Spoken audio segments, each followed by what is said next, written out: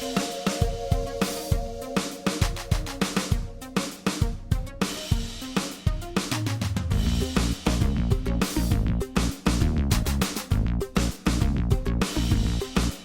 you seen Sion Sono? So, a scene. We got 2 more weeks to get that down. I think that one works. So a scene. He sews together a scene. He's putting together a movie. Oh, that does kind of work. All right, I'll give it Yeah, to you. no. Yeah, that does kind of work. Especially if he's cutting it with film.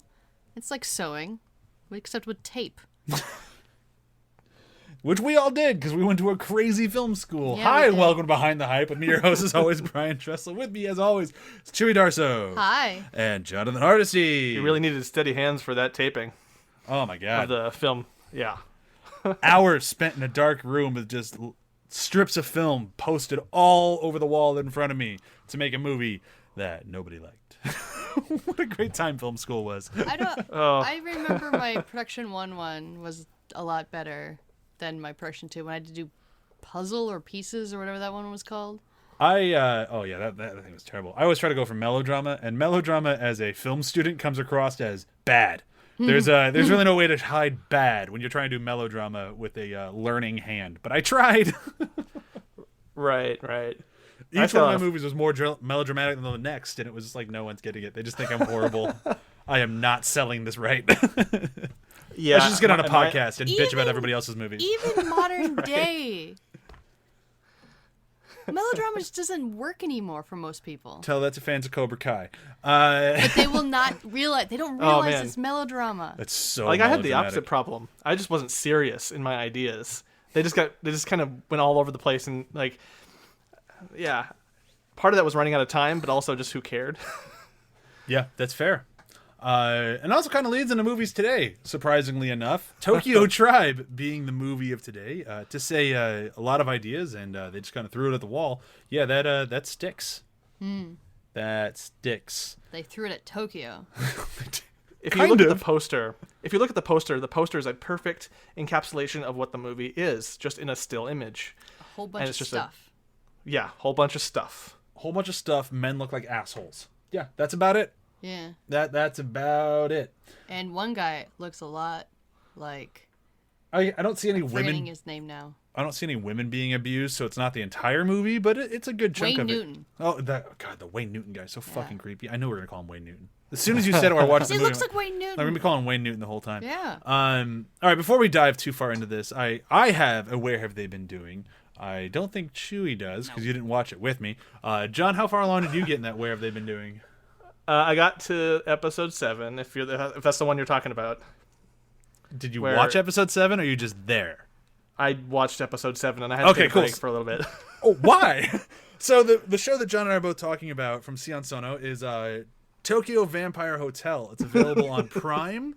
If you want to watch it, which I highly recommend that you do, as I put on our ATH Facebook group. If you're not a member, please join. It's not your grandma's Tokyo. It's not your grandma's vampire show. It's right. It's fucking insane. It is, and I think to your question, that is why. After the episode 7 Insanity, I just had to step back. I'll be back at it probably even tonight after we're recording. But like, I needed a day. I was watching it straight like day after day, and I was like, you know what? I'm getting overloaded. And then Tokyo Tribe happened, and I was like, okay, all this together, I just need to breathe a little bit, come up for air. Yeah. Wow. Yeah. I mean, I don't want to spoil too much of Tokyo Vampire Hotel. I honestly think that everybody should watch it. But the short pitch of it is that there are 2 warring vampire clans at the end of the world, and they try to basically, their goal is to get one human who can save the day somehow, and then a whole bunch of other humans into a living hotel. The hotel is a vampire, so that they can survive the apocalypse. And like, the people will have kids, and they'll eat their kids, but they're also going to give them a really good life so that they'll be cool with giving blood to these vampires, and it's going to be the symbiotic relationship, and it doesn't go well, is my short pitch for the show. But I have notes. I have notes for them for the next time they do this hotel idea. Yeah, it didn't. I don't think it turned out the way they planned. But it is arguably the most violent most kind of like visually upsetting, yet at the same time engaging and crazy show I've ever watched. Yeah, and it also doesn't care about format. Oh, fuck no. There's one episode where the opening credits happen halfway through, and it's two different things happening in the episode. I was thrown so off. I enjoyed it, but 25 minutes in, it shows Tokyo Vampire Hotel. Like, what the? I'm halfway through this episode. What the fuck is happening? Right, and then it's a different episode after that. Like, yeah, totally different episode. So yeah, the show keeps you on your toes, and I'm excited to see how it wraps up. But if you're not ready for it, and if you're just kind of jumping in the deep end, it can be a bit much. Yeah, and even like I watched it before you, John, and you hadn't gotten episode 7 yet, and I said prepare for episode 7. Even with that warning, did it still shock you? It still shocked me, and I had heard that like there was an insane episode halfway through. Yeah, I shouldn't have been surprised though, given like the clues of the show and like Sure. just what I've experienced so far from Sion Sono, and then especially watching Tokyo Tribe. I think if I'd gotten to episode 7 before, or this Tokyo Tribe before, I would have been less surprised even, just because, yeah. For me, and I'll say this just as the final tease before we start talking about the movie of the day, for me, the part that still has given me quite a few nightmares, and I finished the show about a week ago, and it just makes me uncomfortable to even think about, and I'll just use the phrase human hole. And John will know what I'm talking about, and if you haven't watched the show and you want to find out what I'm talking about, watch Tokyo Vampire Hotel. But when you see what it's like in the human hole, I am forever scarred. Am I wrong? It's No, really you're not fucked wrong. up in there, right? Yeah, it is.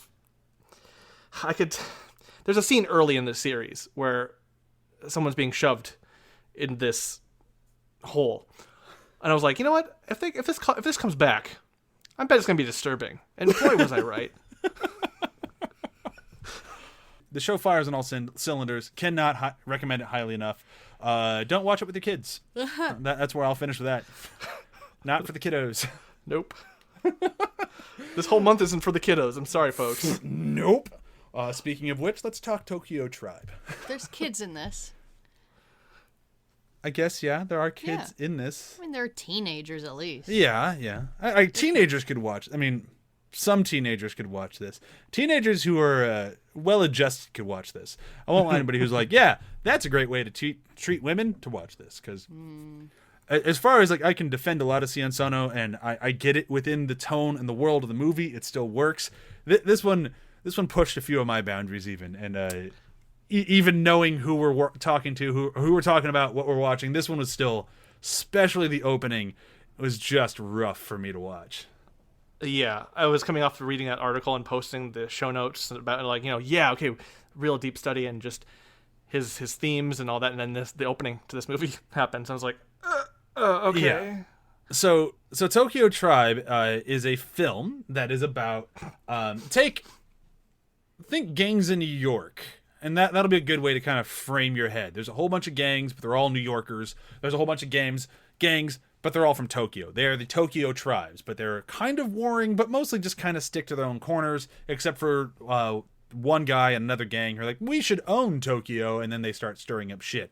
The beginning of the movie starts with a veteran cop and a rookie cop who happen upon some ne'er-do-wells, and they're like, well, they should probably stop breaking the law. I'm going to go over and arrest them. It doesn't matter that I'm wearing a sheer white t-shirt or sheer white shirt in the rain and no bra, and what is happening in this movie? And she goes up to the main villain of the movie, Mara, and she threatens to arrest him, in which case he grabs her, rips her shirt off, and then starts drawing all over her body, not cutting her, but like scraping her with a knife to describe the areas of Tokyo. It is the most like unsettling, fucked up opening for a movie like this possible, and it really does kind of set the tone in an excellent way of making you uncomfortable throughout and making sure you don't really enjoy any of these characters, which you're not supposed to. So it is effective in what it's doing, but it does it with such, I don't know, like, I just don't appreciate the way they went about doing it. Does that make sense? Yeah. It made me think a bit about Clockwork Orange. Yeah. And how we're talking about like high schoolers and whether or not they're well adjusted. I remember when we watched that movie when we were in high school, and everyone thought it was cool. And now I'm as an adult, I'm like, we shouldn't have thought that movie was cool. I loved Clockwork Orange when I was in high school. And when I told people... There's so much rape in that movie. Yeah, and when I tell people I love it, it's like one of my favorite horror movies. They're like, it's not a horror movie. I'm like, we watched a different movie. That movie is horrifying. Yeah. And that's kind of like, I think Clockwork Orange is actually a really good comparison to this. Like, this movie, it's not apologizing. It's not trying to tell you any of these people are good people. In fact, they're very, very bad people. Yeah, and that was a tribe Yeah. who went out and just hurt people. Yeah. And they had a really strange bar where people were furniture. Holy A fuck, lot there's a like in lot of this movie. comparisons. Yeah. No, yeah, the son's room is like the Red Groovy or whatever it was in Clockwork Orange. So much so, like, I saw that and I was like, I get it. I think that's where I was like, okay, I see what you're doing. Yeah, and just like Clockwork Orange, in the exact same way, I'm like, I get what they're doing. They're doing it well. I still don't like it. Well, I don't think you're supposed to. No. I'm not criticizing Sion Sono here. Maybe I kind of sound like I was in the beginning. I'm not meaning to criticize him. I get what he's doing. I just don't enjoy watching that part. And, I mean, cards on the table, I fucking loved this movie. So that really kind of says like the inner warring of my head of like, I loved this movie. There's things I really don't like in this movie, but I really did love it. Mm-hmm. So it's tough for me. But I feel like we should do a short breakdown. I went last week, and I feel like it's John's turn. You think it's John's turn? Yeah, let John do it. Chewie says it's John's turn, so I think it's going to be John's turn. Okay, cool. Well, it's John's turn, if you didn't get that. Yeah, no, it is my turn. Okay, cool. Yeah, it is. What? Surprise! No one told me. We just did. So yeah, the movie starts with all the tribes of Tokyo Tribe. First it starts with that great scene. The lovely scene I described. The lovely scene you described of Mara pointing out all the gangs of Tokyo on her chest and those locations. And then during this whole time when he's doing that, they take a break and go into those gang areas and they sing their song. This is who we are, fuck you and all that. And they go through all the tribes and then get to the MC. And then he kind of raps throughout as the story goes along. But yeah, it really boils down to this guy Buppa of Buppa Town and Mara joining forces to take over everyone. And things get pretty crazy. There's a high priest like a satanic priest whose daughter escapes him because she was going to be sacrificed, and she almost gets raped, and then she kicks a lot of people with this kid. Like, there's also this kid that's with her, protecting her, and they fight their way through and rescue a bunch of girls. There's a lot of stuff happening, but in the end, they all kill each other. Most of them kill each other. And then as a punchline, it was all about Mara's inferiority complex, shall we say. Yeah. Yeah, Mara saw. I'm blanking on his name right now. Well, there was kind of a hippie tribe, or like a kind of like we're like chill tribe, and Kai is his name, and Kai, he has a huge dick, and that Mara cannot stand that, and so that's kind of set him off. I'm pretty sure Mara's gay. Yeah, I could see that. Yeah, I'm pretty sure. No, it's John and I and Chewie and I we're actually all separately talking about it. There is something to be said about Sion Sono's, the first two movies of our month anyways, where you don't get what the movie's about until the last 10 minutes. Because you don't find out the only reason Mara started all this shit was because his dick is a little smaller than another guy's. It wasn't necessarily because his dick was smaller. It's because his loyal henchman was entranced by the other person's dick. I think everyone was entranced by his dick. So I guess that guy has a really, really great dick. So good for him. And that reveals at the end of the movie. Like after, when the movie is done and it ends, then we cut to this. It's like this isn't even in the movie proper. It's like the ending. So it's almost like here's a coda. Oh yeah, it was all because of dick. Mm-hmm. Yeah, and it just kind of takes this movie where so much dramatic stuff happens, and it's all, for the most part, kind of tongue-in-cheek. Like, it's a very heightened reality. But for the just kind of horrifying movie, but the whole time you're just kind of going, what the fuck is going on? Like, why are they so angry? And then you have this whole, like, when Mara and Kai first meet, and Mara's so mad at Kai, and he's like, dude, I met you once in a sauna. What is your problem? Mm-hmm. And then the movie still goes for like another 45 minutes. And by that point, like, Chewie was yelling at the TV, what happened in the sauna? Yeah. What's the and then when we get beef? the answer, it's like, Show me the beef. And it turned out the beef was his penis. turns out his beef was beef. And then you just go, oh, wow, so this isn't about gang wars. This is about men are stupid, wars are stupid, and they'll destroy the planet for their own gains. Mm-hmm. Cool.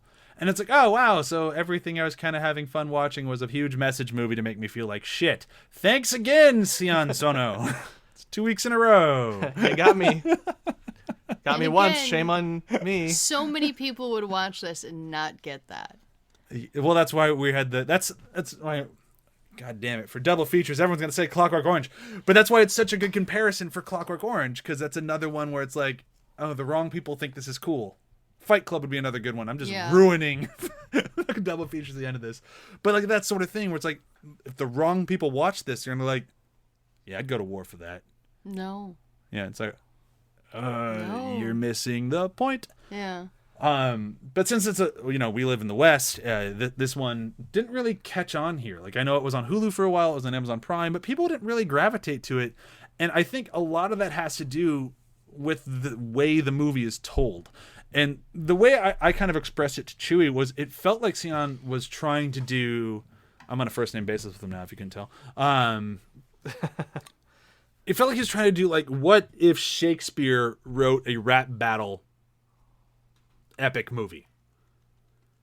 The whole time I'm watching this movie, I'm like, I just get Shakespeare vibes off of this. Like since everybody talks in verse, now granted it's rap battle, like it's not like Shakespearean verse, but like there's very little dialogue in this. The majority of the movie is told through rapping and rap battle, and they just go back and forth throughout the entire thing.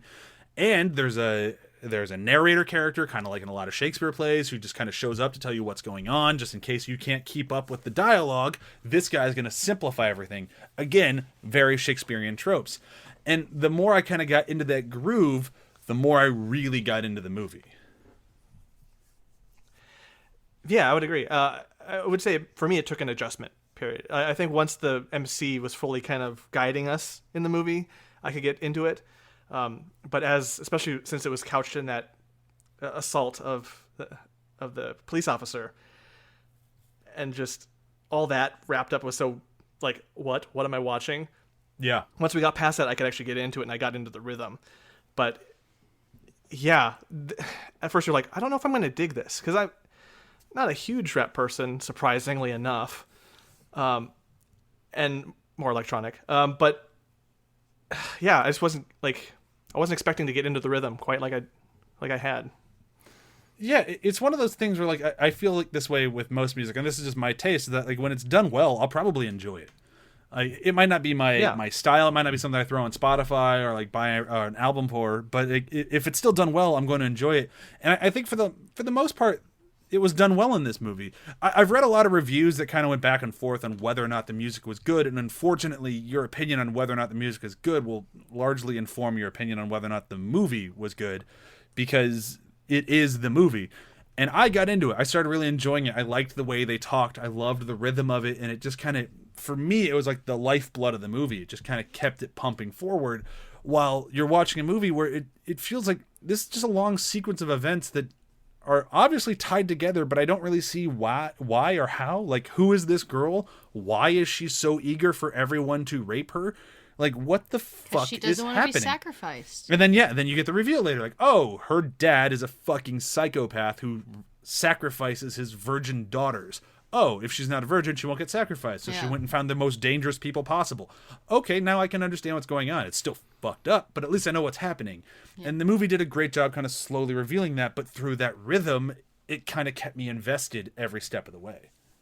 Yeah, the movie is so much the music, and we don't encounter too many movies like this. I think last time we talked about music and rhythm leading a movie was Cloud Atlas, I think. Where it was Baby like Driver a little bit, but Baby Driver a little bit. Yeah. That's more like editing wise, but yeah, sure, yeah, that too. But where the core tenet of the movie is the music and how the music is structured. And you said something earlier. What was it? Pumping? Like this movie is pumping. Yeah. You see and that's a really great way to. You do see a guy pump himself. Which to me was a very clever way to get around Japan's censor requirements. Oh yeah, that was kind of good. Yeah. Well done. They don't allow real penises, but you can use a fake one. And it worked great. For me, I had a hard time in the way that with the narrator guy. I'm used to movies that have that kind of narrator, having him involved at least a little bit. Oh yeah, Sho is his character's name is Sho, and he's beyond like giving a high five here or there, or every now and then like an extra will be like, oh man, Sho's here. He is not a part of this plot. No, it's kind of like the closest I can get, since I'm not as big of a Shakespeare person. And I'm barely a Shakespeare person. Like I don't want to sound like I'm some Shakespeare expert. I have one book. But it's Mercutio, right? Yeah. In Romeo and Juliet.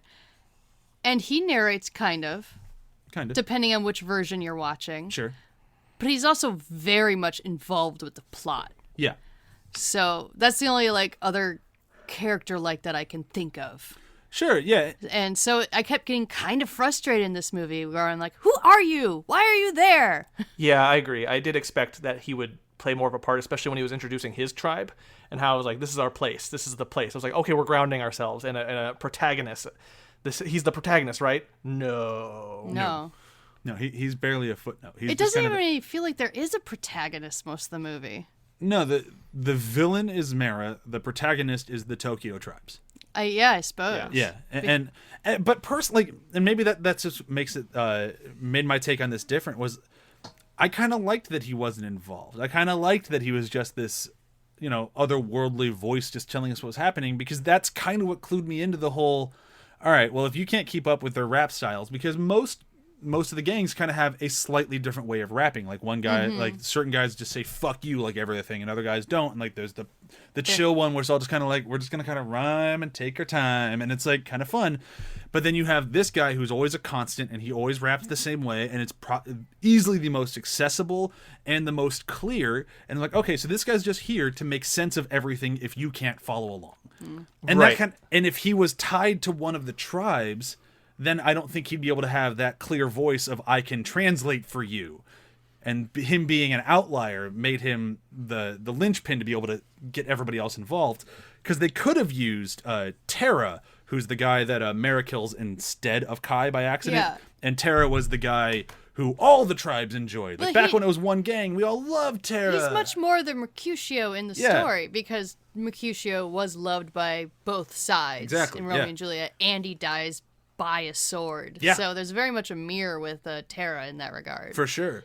Yeah, and you could have like, but Terra dies, so you can't have him narrating after he's dead. No. I mean, you could, Right. but it's very much like a Greek chorus. Like they're not in the plot. They're commenting on it. And even at some point he's fighting as he's narrating. I was like, of course he would just be walking through the fight and just knocking a couple guys out and like, yeah, no, this is what's happening. It in terms of that, I think weirdly enough, a weird connection. I liked this in the same way that I liked how they applied the chorus in the Hercules animated movie from Disney. sure. The gospel choir chorus, the gospel chorus, which was a Greek chorus, singing on the vases, and they were commenting on the action. And it was like, this movie also does a very, like, having him be just kind of elemental in this and just dipping in when the rhythm needs to change. Him and the granny DJ. Like, Oh my god, I love the granny DJ. both of them. She left at one point. Yeah, she just kind of disappears sad. about halfway through, because I loved her just like, you're not ready for this. Where? It's like, It's gonna be a bloodbath.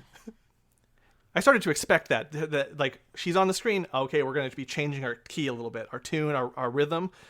We're now next scene. Like it felt like a good chapter marker and a good like guidance in this movie. Yeah, but when she left, I was leaning on Sho to kind of handle the rest of that. So I can see why we might want to have him more in it, because he's the one that kind of leads us. But it was such a fascinating way to do it. I'm still thinking about it. yeah, and I think that's kind of what it comes down to, is like this kind of like last week is like, so this is a collection of ideas, and they're trying things here, and maybe they didn't all connect. Maybe some of them kind of like pushed us a little too far. Maybe some didn't push us far enough. But the long and the short of it is, and we talk about this a lot in this podcast, I'm always up for somebody trying something new and different. Like, I'd rather watch the worst movie ever made, as long as they're trying something new and different, than the same old shit over and over and over. And I don't think this is shit by any stretch of the imagination. In fact, I think it's very good. But it is something different. And that alone, I think, takes me a little bit farther from just like, yeah, it was a fun ride. And I can look at the reviews where I got like 5s and 6 out of 10. I'm like, I'm bumping up to a 7 or 8. Like, you're right. The plot is kind of dull. You're right. The whole reveal of it's just all about dicks is kind of lame. I'm not disagreeing with you there. But did you watch the same thing? Like, that was fucking nuts, man. They were trying things I've never seen in movies before. So just right. Well, still shut up and enjoy it. And the movie was still talking to older and newer movies. So like the reference to Kill Bill, that was actually a Bruce Lee, and they call attention to that. Yeah. When she comes out in the Bruce Lee outfit, and they're like, "From Kill Bill?" And she's like, "No, Bruce, bitch," or something like that. Yeah. Like hits him. And I was like, this movie is actually conversing with stuff we know about modern movies as well as older movies, and I was taken aback by that, and especially with the son's room with all the statuesque furniture people that was mimicking A Clockwork Orange. Like, this movie is also talking to other movies, and I thought that was really kind of cool. And we keep that bumps just it up for saying, me to like a 7. Yeah, we keep saying the son. The son is the son of is it Bubba? Buppa. I think that, yeah. Bubba, who's It's like PP. the It's B-U-P-P. Buppa. Buppa. Yeah. We'll kind of get a little more of the characters here in a second, because I got to spend some time talking about that fucking human being. But his son is one of those guys who's like, I'm gonna make my whole life based on who my dad is, and I can do whatever I want. So he likes to kidnap people, make them stand around in like a Speedo, it looked like, and be painted white like a statue. Yeah, be painted white like a statue, and they have to be his furniture. They're his chairs, his tables, whatever. And that's just what he does, and he has fun with it. And he's one of these guys that, as you're watching the movie, it's like, I fucking hate this guy. I can't wait for him to die. And now, sitting here now, I watched the movie 2 nights ago, and I'm like, I can't remember if he died or not. I remember him turning on his giant whirling fan blade machine that kills everyone almost, and he just ran away. But I think we see him outside for like a brief second after that. But I honestly don't remember. I think he just gets his ass kicked, and he still lives. But like, I think he survives, if I remember right. I mean, he killed most of his own tribe with that whirly blade thing. Oh my god! So he doesn't really have any power. Explain what that thing is, because we're just calling it the whirly blade thing. Is there any way to explain it? Like, they're in the middle of the big turf war, and in his dad's banquet hall, he just opens a wall that apparently he has this giant human blender, and he just runs away. He just turns it on and runs away. So it's a vacuum/human blender that's kind of like if you're in a spaceship and you open the door and everyone gets sucked out into space. It's like that, but it pulls you into a fan blade. And slices you into a little mush. Yeah. And everyone no one gets mad at him for it. Everyone just dies. It gets sucked in. His dad runs in front of it on purpose. Yeah, oh yeah. It was so good to see his dad die, though. Fuck that guy. And I was just like, what is happening? So there couldn't have been a better way for his dad to die, for Buppa to go, than with holding a minigun, getting sucked into this wall blade blender fan thing. Yeah. Like, Buppa is... Oh, Buppa. God, he looks like Wayne Newton, which is a problem. Because that's all I can see. I'm like, man, Wayne Newton's a dick in this movie. He acts like he's constantly on cocaine. Yeah, and he's kind of dressed like a crazy Wayne Newton type Las Vegas person. Yeah, this is going to be a reference for all of 5 people out there. He reminds me of the assistant warden from Ricky-O, The Story of Ricky. That's exactly what he made me think of. Like, this guy just needed to pull out a fake eyeball and offer somebody some mints, and it's the same character. He did roll and if that little quote right there did not make you go, I need to watch Story of Ricky-O, then you're listening to the wrong show. But also he has a cigar box with cigars and fingers. Yeah, and you just choose a finger. And like, he is such a delightfully grotesque character that worth the price of admission. He's so good. And it's funny, the actor's first name, get this, Ricky. That is hilarious. You can't see my mouth agape smile, but it's there. Right. But he did, like, that actor fucking crushed this role. Like, he made me physically uncomfortable. I didn't like it when he was on screen. I didn't like it when he was there. He was just gross. Yeah. And I didn't like that they referred... And I'm really hoping this is a translation issue here, because we watch with subtitles and watch it dubbed. But whenever they refer to having sex with women, they say eat. and I didn't clue into that until they're in a prostitute house. Brothel. Thank you. Brothel. Yeah. And they're like, you want to eat her? And I'm like, wait, eat. Oh, the scene before makes so much I was more wondering sense about that. now. Because I was wondering about that because they had pictures of these people next to their food, and there was a long scene where they were eating steak while they were talking about eating these women. And when they finally cued it the other way, yeah, there must have been a translation thing, or Sion was playing with that idea. It's also very possible. Because I was definitely uncomfortable during all that. I was like, are we going into this? Is this the...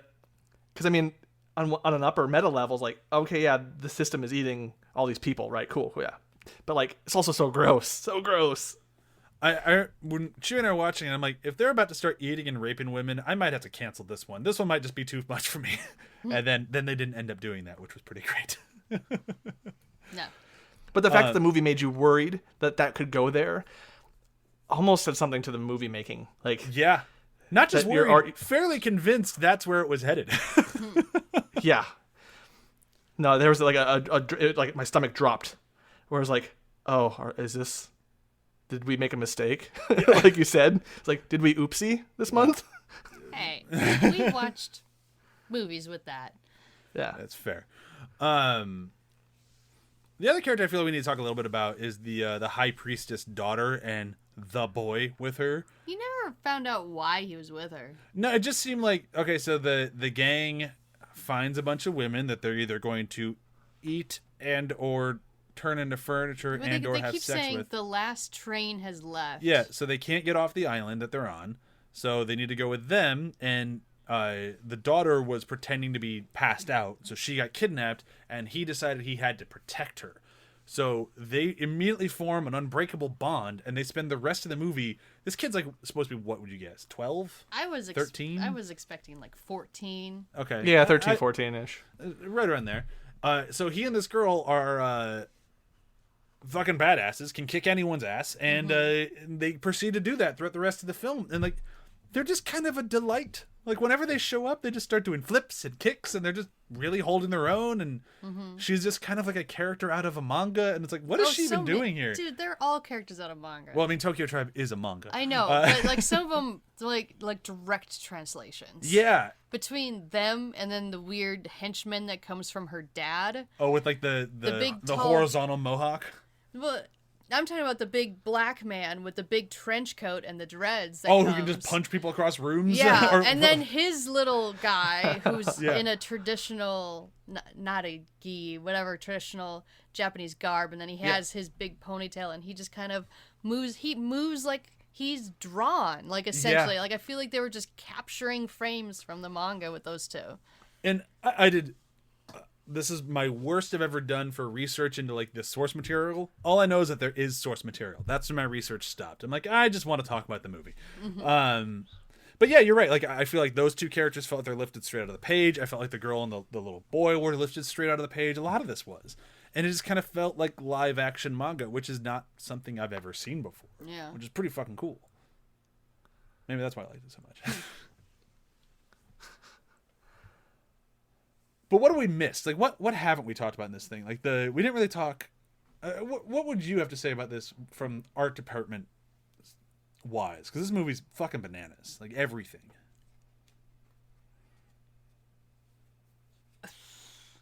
I mean, I'd say it references a lot of different things, and they definitely had specific color tones per room. I mean, like, the sun's place is very, like we said, Clockwork Orange, but it's also very specific where it's white and it's pink, if I remember correctly. It wasn't quite red. It's like a fuchsia sort of thing. Yeah. It's just the two colors, and he stood out in it completely because he's just dressed in all black. Yeah. And then you had his dad's place, which was all, gold, which he just represents greed, pretty much. Trump. The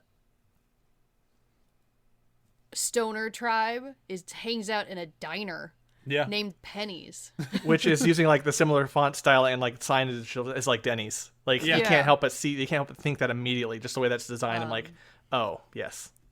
And then most of the other tribes were just in kind of weird techno strip joints. Like they didn't put as much design into them. We don't really see their corners. We just kind of get their little introductions. Yeah, we didn't really see like the samurai tribe who has like the tank that they drive through Shibuya with, and just oh my god, just a brief. Well, aside. they have their stage, and then you have the guys that rap kind of wistfully is the best way I could describe it. They kind of look like they might have like a car garage. Sure, yeah, I could see that. And then another tribe is all fraternity themed. The frat tribe, yeah. The frat tribe, which I would say is my least favorite tribe because, well, I just don't like frat bros. Yeah. So, and then the Giri girl tribe was all camo and still very stripperish. There's a lot of stripper vibes in this movie. Yeah. Yeah. They found one note and they kind of stuck to it in that regard. Yeah.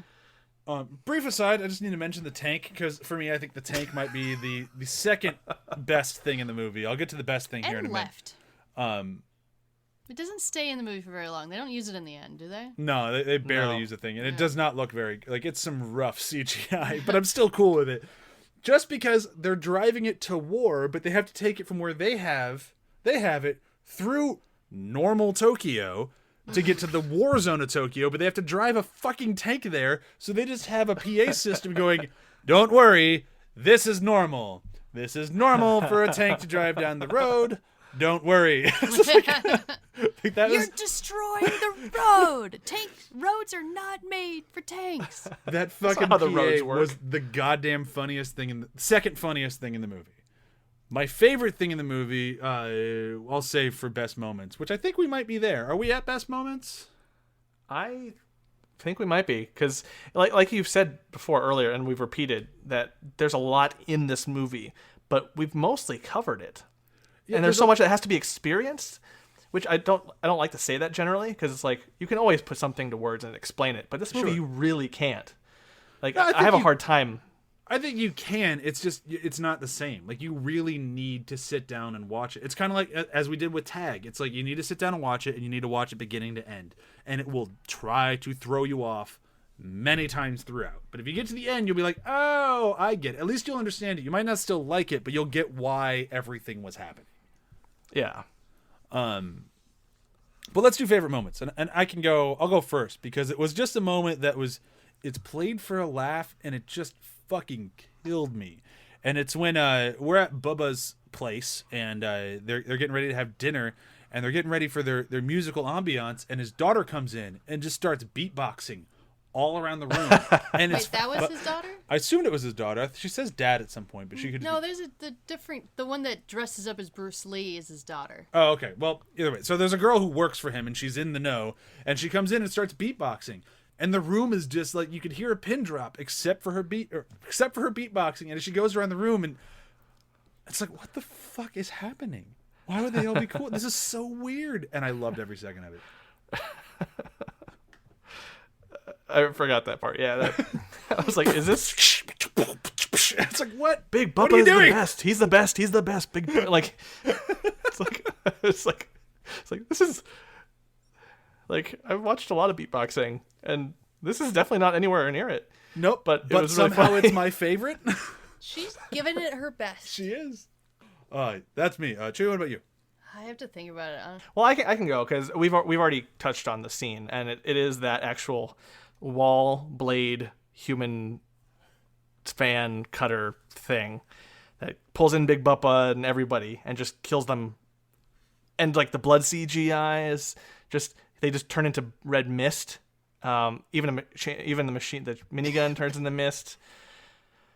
It's just that scene is so much to match the room, which is so much, and have them all die in such an extra way.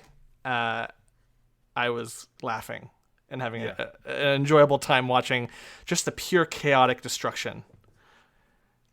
Oh man, No, insane. I'm just gonna choose Mara's little hench buddy because of his crazy hair, The horizontal mohawk. the horizontal mohawk. Yeah. Because he makes me think of a very specific movie that'll be my double feature for this. Like I can't believe no one has thought about the mohawk in the other direction until now. Why is it this movie that introduced us to this?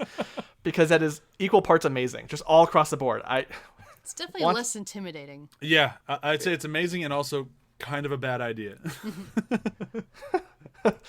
Oh man. Babylon 5 called and wants its character back. Well, you already have your double feature. Yeah. And I'm determined not to use one of the ones that we've said because we've said so many. Super Mario Brothers. Oh my god. I could totally see I guessed Bubba you were going to do and that.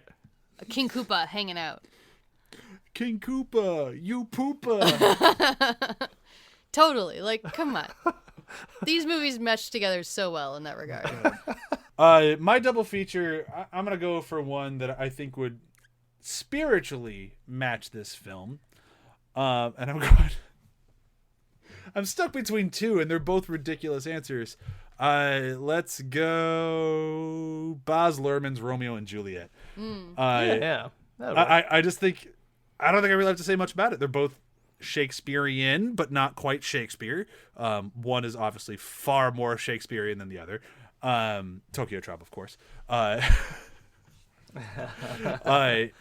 just tonally, visually, all of it, I think they just match. But I'd probably watch Romeo and Juliet first. Ramp up.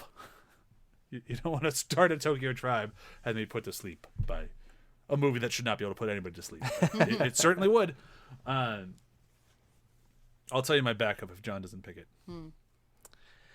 Well, you'll probably still want to tell us the backup because I'm going for something that's going to be an upsetting mix, but I think would capture this movie well in terms of... I was trying to describe this to Jandy, this movie, and I kept coming up with it's like schlock Terrence Malick if he was on acid. And then I thought, oh, you know what'd be great with this movie? But in a totally bad way? Tree of Life. Whoa. They would not go together at all. No, but imagine if you will, Tree of Life first. And then you think, oh, Tokyo Tribe, okay, well, I wonder what, and then, oh my God.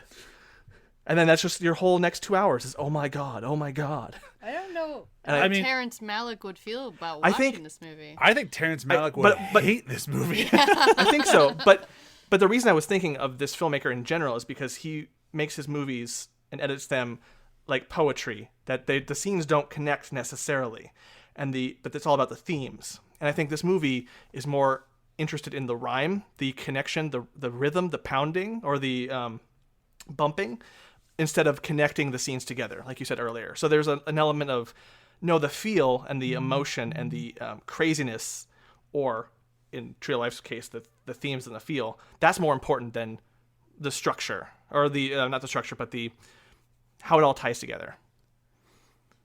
That's a very, very solid pitch for a double feature I refuse to watch. Mostly because it has a Tree of Life involved. And if I haven't said it before, I'll say it now. Fuck that movie. I have made you watch it multiple so times. Many times. I think it's been twice. No, 3 times. We saw it in Oh, theaters. God. We watched it once at our house, and then we watched it again for the podcast. No, I walked out when we watched it at our house, though. You did? I did. Oh. I think I made it through brother, which is the first word in the movie. But it comes back, so I think you can. Oh, I hate that movie. My backup was going to be Rocky Horror. I'm like, these would be a fun double feature. But I think I made the right choice. Yeah. I think I made the right choice. Yeah, I think I'm just getting a little bit of Sion Sono in my head of just antagonistically, like, putting things together that don't always work and just shocking. Like, that's kind of where my double feature was going for. Yeah. Oh, it certainly would be shocking. It's not wise to antagonize you, John. Should we made a frisky dingo quote? Brian's really happy now. Really? Is that the best you could come up with? Was Betty Bug Lady already taken? That better not be formulaic acid you're foaming up in the mouth. You better not spit that in my eyes. Oh, you did spit that in my eyes. That's the greatest show ever. Listen to Welcome to Our Doom. Oh my God. Next week we are, I think, based on the description of the movie, we're gonna be turning things way down. Still obviously the same director, so I don't know what to expect, but we're doing a movie called Guilty of Romance. I've heard there is a insane amount of sex and nudity in the movie, so be well prepared for that. And then I've heard that it can be very upsetting at times. But this is the third film in his Hate trilogy. Much like other trilogies that I'm blanking on their names, like Red, White, and Blue, they're thematic trilogies. They are not story trilogies. So they're meant to like fit together and like, oh, these three films go together tonally. Like but the they're Revenge trilogy. Yes, like the Revenge trilogy, another great one. So that's why I don't have a problem with watching the third one. Or is it Vengeance trilogy? Is it Vengeance? Yeah, because it's Sympathy for Mr. Vengeance, Yeah. Old Miss Boy. Vengeance. Yeah. Maybe I read the name wrong, but yes, that same trilogy. And this one is Cold Fish, Love Exposure, and Guilty of Romance. And we're going to watch Guilty of Romance. And I really know a little bit about it. I know that it's supposed to be 3 stories, and they're supposed to be kind of interwoven. And that's about it. I could be even wrong about that. I'm really looking forward to diving into it since I bought it on Blu-ray like 2 years ago and never got around to watching it. Either way, we'll be surprised, I think. Yep.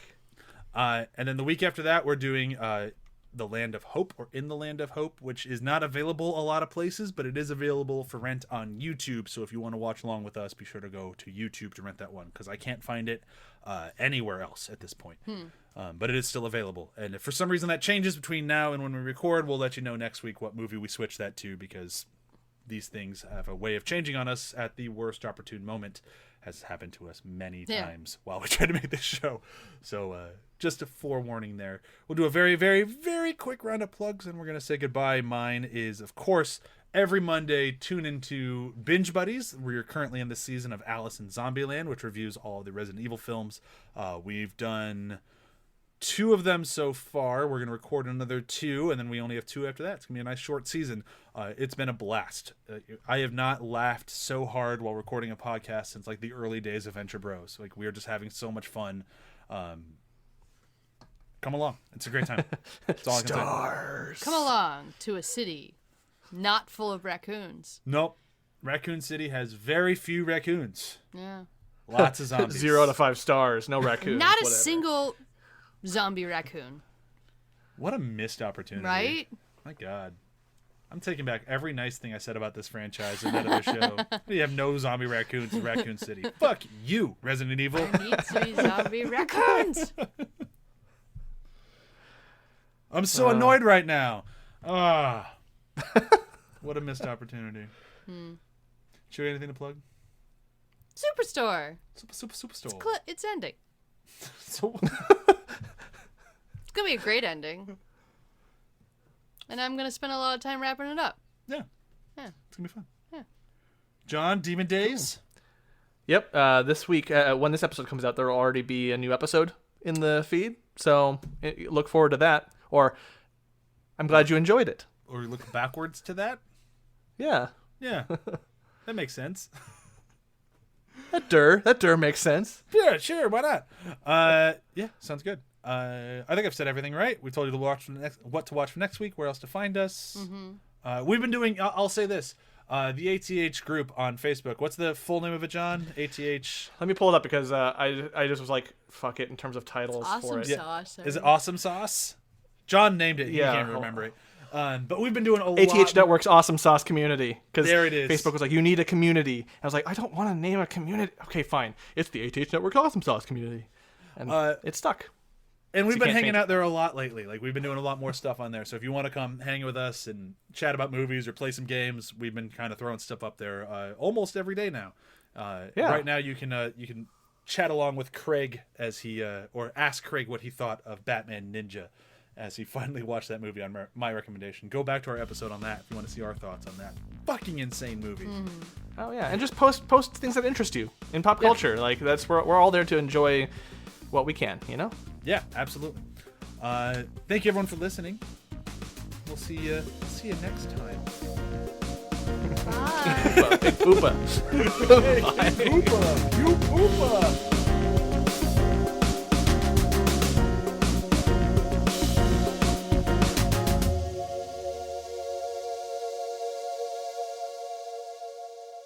See you later, bozos.